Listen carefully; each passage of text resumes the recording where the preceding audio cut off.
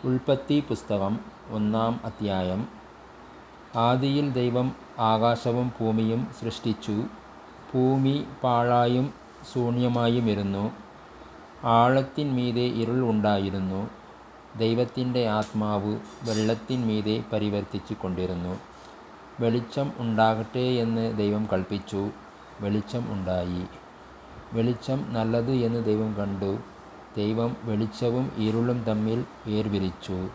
ദൈവം വെളിച്ചത്തിന് പകൽ എന്നും ഇരുളിന് രാത്രി എന്നും പേരിട്ടു. സന്ധ്യയായി ഉഷസ്സുമായി 1-ാം ദിവസം. ദൈവം വെള്ളങ്ങളുടെ മധ്യേ ഒരു വിതാനം ഉണ്ടാകട്ടെ, അത് വെള്ളത്തിനും തമ്മിൽ വേർപിരിവായിരിക്കട്ടെ എന്ന് കൽപ്പിച്ചു. വിതാനം ഉണ്ടാക്കിയിട്ട് ദൈവം വിതാനത്തിൻ കീഴുള്ള വെള്ളവും വിതാനത്തിന്മീതെയുള്ള വെള്ളവും തമ്മിൽ വേർതിരിച്ചു. അങ്ങനെ സംഭവിച്ചു. ദൈവം വിതാനത്തിന് ആകാശം എന്ന് പേരിട്ടു. സന്ധ്യയായി ഉഷസ്സുമായി 2-ാം ദിവസം. ദൈവം ആകാശത്തിൻ കീഴുള്ള വെള്ളം ഒരു സ്ഥലത്ത് കൂടട്ടെ, ഉണങ്ങിയ നിലം കാണട്ടെ എന്ന് കൽപ്പിച്ചു. അങ്ങനെ സംഭവിച്ചു. ഉണങ്ങിയ നിലത്തിന് ദൈവം ഭൂമി എന്നും വെള്ളത്തിൻ്റെ കൂട്ടത്തിന് സമുദ്രമെന്നും പേരിട്ടു. നല്ലത് എന്ന് ദൈവം കണ്ടു. ഭൂമിയിൽ നിന്ന് പുല്ലും വിത്തുള്ള സസ്യങ്ങളും ഭൂമിയിൽ അതത് തരം വിത്തുള്ള ഫലം കായ്ക്കുന്ന വൃക്ഷങ്ങളും മുളച്ചു വരട്ടെ എന്ന് ദൈവം കൽപ്പിച്ചു. അങ്ങനെ സംഭവിച്ചു. ഭൂമിയിൽ നിന്ന് പുല്ലും അതത് തരം വിത്തുള്ള ഫലം കായ്ക്കുന്ന വൃക്ഷങ്ങളും മുളച്ചു വന്നു. നല്ലത് എന്ന് ദൈവം കണ്ടു. സന്ധ്യയായി ഉഷസ്സുമായി 3-ാം ദിവസം. പകലും രാവും തമ്മിൽ വേർപിരിവാൻ ആകാശവിതാനത്തിൽ വെളിച്ചങ്ങൾ ഉണ്ടാകട്ടെ. അവ അടയാളങ്ങളായും കാലം, ദിവസം, സംവത്സരം എന്നിവ തിരിച്ചറിവാനായും ഉതകട്ടെ. ഭൂമിയെ പ്രകാശിപ്പിപ്പാൻ ആകാശവിതാനത്തിൽ അവ വെളിച്ചങ്ങളായിരിക്കട്ടെ എന്ന് ദൈവം കൽപ്പിച്ചു. അങ്ങനെ സംഭവിച്ചു. പകൽ വാഴേണ്ടതിന് വലിപ്പമേറിയ വെളിച്ചവും രാത്രി വാഴേണ്ടതിന് വലിപ്പം കുറഞ്ഞ വെളിച്ചവുമായി 2 വലിയ വെളിച്ചങ്ങളെ ദൈവം ഉണ്ടാക്കി. നക്ഷത്രങ്ങളെയും ഉണ്ടാക്കി. ഭൂമിയെ പ്രകാശിപ്പിപ്പാനും പകലും രാത്രിയും വാഴുവാനും വെളിച്ചത്തെയും ഇരുളിനെയും തമ്മിൽ വേർതിരിപ്പാനുമായി ദൈവം അവയെ ആകാശവിതാനത്തിൽ നിർത്തി. നല്ലത് എന്ന് ദൈവം കണ്ടു. സന്ധ്യയായി ഉഷസ്സുമായി 4-ാം ദിവസം. വെള്ളത്തിൽ ജലജന്തുക്കൾ കൂട്ടമായി ജനിക്കട്ടെ.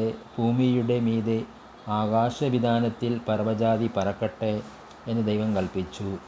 ദൈവം വലിയ തിമിംഗലങ്ങളെയും വെള്ളത്തിൽ കൂട്ടമായി ജനിച്ചു ചരിക്കുന്ന അതത് തരം ജീവജന്തുക്കളെയും അതത് തരം പർവ്വജാതിയെയും സൃഷ്ടിച്ചു. നല്ലത് എന്ന് ദൈവം കണ്ടു.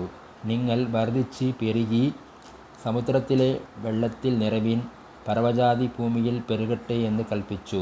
ദൈവം അവയെ അനുഗ്രഹിച്ചു. സന്ധ്യയായി ഉഷസ്സുമായി 5-ാം ദിവസം. അതത് തരം കന്നുകാലി, ഇഴജാതി, കാട്ടുമൃഗം, ഇങ്ങനെ അതത് തരം ജീവജന്തുക്കൾ ഭൂമിയിൽ നിന്ന് ഉളവാകട്ടെ എന്ന് ദൈവം കൽപ്പിച്ചു. അങ്ങനെ സംഭവിച്ചു. ഇങ്ങനെ ദൈവം അതത് തരം കാട്ടുമൃഗങ്ങളെയും അതത് തരം കന്നുകാലികളെയും അതത് തരം ഭൂചര ജന്തുക്കളെയും ഉണ്ടാക്കി. നല്ലത് എന്ന് ദൈവം കണ്ടു. അനന്തരം ദൈവം, നാം നമ്മുടെ സ്വരൂപത്തിൽ നമ്മുടെ സാദൃശ്യപ്രകാരം മനുഷ്യനെ ഉണ്ടാക്കുക. അവർ സമുദ്രത്തിലുള്ള മത്സ്യത്തിന്മേലും ആകാശത്തിലുള്ള പർവ്വജാതിയിന്മേലും മൃഗങ്ങളിന്മേലും സർവ്വഭൂമിയിന്മേലും ഭൂമിയിൽ ഇഴയുന്ന എല്ലാ ഇഴജാതിയിന്മേലും വാഴട്ടെ എന്ന് കൽപ്പിച്ചു. ഇങ്ങനെ ദൈവം തൻ്റെ സ്വരൂപത്തിൽ മനുഷ്യനെ സൃഷ്ടിച്ചു. ദൈവത്തിൻ്റെ സ്വരൂപത്തിൽ അവനെ സൃഷ്ടിച്ചു. ആണും പെണ്ണുമായി അവരെ സൃഷ്ടിച്ചു. ദൈവം അവരെ അനുഗ്രഹിച്ചു.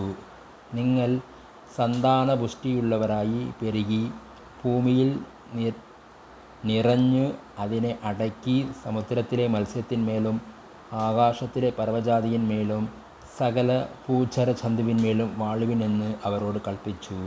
ഭൂമിയിൽ എങ്ങും വിത്തുള്ള സസ്യങ്ങളും വൃക്ഷത്തിൻ്റെ വിത്തുള്ള ഫലം കായ്ക്കുന്ന സകല വൃക്ഷങ്ങളും ഇതാ ഞാൻ നിങ്ങൾക്ക് തന്നിരിക്കുന്നു.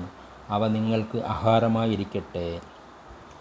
ഭൂമിയിലെ സകല മൃഗങ്ങൾക്കും ആകാശത്തിലെ എല്ലാ പറവകൾക്കും ഭൂമിയിൽ ചരിക്കുന്ന സകല ഭൂചര ജന്തുക്കൾക്കും ആഹാരമായിട്ട് പച്ച സസ്യമൊക്കെയും ഞാൻ കൊടുത്തിരിക്കുന്നു എന്ന് ദൈവം കൽപ്പിച്ചു. അങ്ങനെ സംഭവിച്ചു.